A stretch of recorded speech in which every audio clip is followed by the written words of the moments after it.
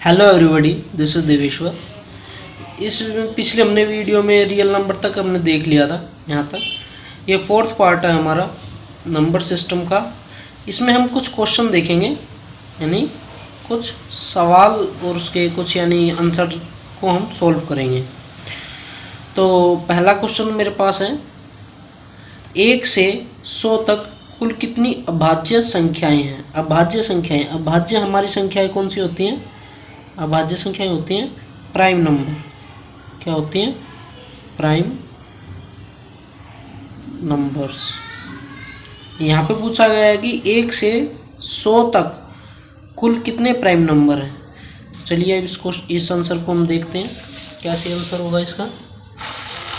इसके लिए एक ट्रिक है आराम से निकालने के लिए। सॉल्यूशन, एक नंबर है जिससे कि हम निकाल सकते हैं। वो नंबर क्या है? वो नंबर है 44 22 322 321। ये नंबर है हमारे पास 44 22 322 321। इसका मतलब क्या है? इसका मतलब है 1 से 10 तक हमारे पास कितने प्राइम नंबर होते हैं? 4 होते हैं।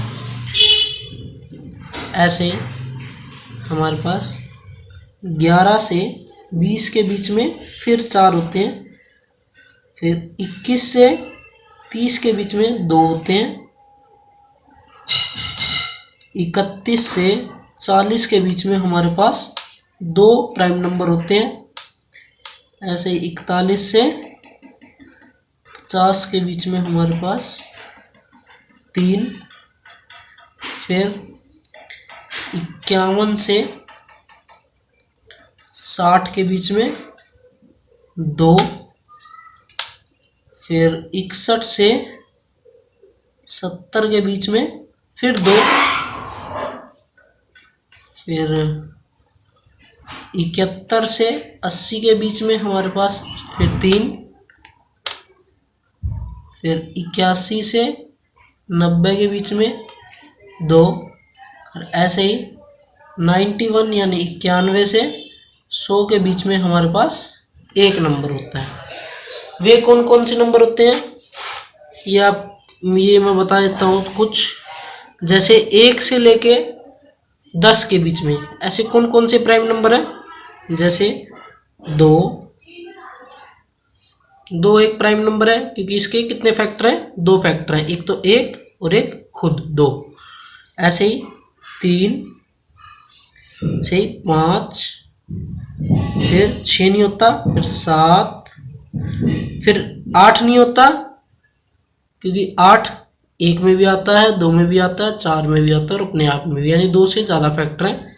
ऐसे ही 9 भी नहीं होता, ऐसे ही 10 भी नहीं होता।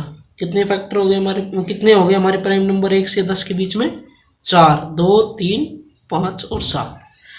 ऐसे ही 11 से 20 के बीच में हम देखें तो हमारे पास कौन कौन से होते हैं? एक खुद 11 और फिर 13, फिर 17, फिर 19। इसी तरह से हमारे पास में 1 से लेके 100 तक इतने हमारे प्राइम नंबर होते हैं। हमारे पास क्वेश्चन क्या था? क्वेश्चन था हमारे पास में 1 से 100 तक कुल कितने प्राइम नंबर हैं, यानी अभाज्य संख्याएं हैं। तो हमारे पास हमें पता चल गया 1 से 100 तक कितने अभाज्य संख्याएं हैं? इतनी हैं। यानी इन सबको हम जोड़ देंगे तो क्या हो जाएगा? अभाज्य संख्याएं निकल आएंगी। तो हम लिख सकते हैं 1 से 100 तक अभाज्य संख्याएं। ये मैं आपको समझाने के लिए कर रहा हूँ, आप शॉर्टकट लिख सकते हैं। इन सब को हम जोड़ देंगे, क्या? 4 + 4 + 2 + 2 + 3 + 2 + 2 + 3 + 2 + 1। यही है ना? 44, 22, 322, 321 हमने लिख दिया। इन सबको जोड़ देंगे। 4 और 4 8, 8 और 2 10, 10 और 2 12, 12 और 3 15, 15 और 2 17, 17 और 2 19, 19 और 3 22, 22 और 2 24, 24 और 1 25। हमारे पास कितने नंबर है? 25। ये हमारा आंसर हो गया कि हमारे पास 1 से लेके 100 तक, 1 से 100 तक के बीच में हमारे 1 से 100 तक हमारे पास कितने अभाज्य संख्याएं हैं? 25 अभाज्य संख्याएं होती हैं। ठीक है, अब नेक्स्ट क्वेश्चन हम देखते हैं। अगर आपको समझ नहीं आया हो तो रिपीटली दोबारा देखें, फिर भी समझ ना आए तो मुझसे आप कमेंट बॉक्स में लिख सकते हैं। सेकंड क्वेश्चन है 1 से 100 के बीच में कुल कितनी भाज्य संख्याएं हैं? पिछली क्या थी? हमारी अभाज्य संख्या थी यानी प्राइम नंबर था, और ये क्या है? भाज्य संख्या यानी कंपोजिट नंबर। कितने कंपोजिट नंबर हैं ये हमें पूछा गया है। तो 1 से 100 के बीच में, 1 से 100 के बीच में कितने कंपोजिट नंबर होते हैं? तो इसका सॉल्यूशन लिखते हैं। पहले हमारी 1 से 100 के बीच में कितने नंबर होते हैं? 100 नंबर होते हैं। अब बात कंपोजिट नंबर कौन से होते हैं? जिसके 2 से ज्यादा फैक्टर हो, यानी 3 या 3 से ज्यादा फैक्टर हो, यानी गुणनखंड हो। ठीक है, यानी 100 टोटल नंबर कितने हैं हमारे पास? 100 हैं। इसमें से हम क्या करें? एक फैक्टर वाले नंबर घटा दें और 2 फैक्टर वाले नंबर घटा दें। यानी एक फैक्टर वाला नंबर घटा दें और 2 फैक्टर वाला नंबर अगर हम घटा दें तो क्या हो जाएगा? हमारे 3 या 3 से ज़्यादा फैक्टर वाले नंबर आ जाएंगे, यानी हमारे कंपोजिट नंबर आ जाएंगे। तो यानी 100 में से एक फैक्टर वाला कौन सा नंबर होता है? सिर्फ एक वो नंबर है जिसका सिर्फ एक ही फैक्टर है। 2 फैक्टर वाले कितने नंबर होते हैं? 1 से 100 तक हमने निकाला है अभी। कितने? 25। ये देखिए, हमें पिछले क्वेश्चन में भी 25 निकाला है। 2 फैक्टर वाली यानी संख्याएं कौन सी होती हैं? जो प्राइम नंबर होते हैं। 25। अब इसमें से इसको घटा देंगे तो कितना आएगा? 100 में से कितना माइनस करना है? 25 और 1 26। हमारे पास कितना आ जाएगा? 74। ये हमारा आंसर हो जाएगा। आशा है आपको समझ में आ गया होगा। अब नेक्स्ट क्वेश्चन देखते हैं। नेक्स्ट क्वेश्चन हमारे पास 5 और 7 के बीच में कितनी परिमेय संख्याएं? परिमेय संख्याएं कौन सी होती हैं? रैशनल नंबर होते हैं। रैशनल नंबर यानी 5 और 7 के बीच कितने रैशनल नंबर होते हैं? रैशनल नंबर, इसका आंसर मैं आपको लिख देता हूं पहले, फिर आपको समझाता हूं।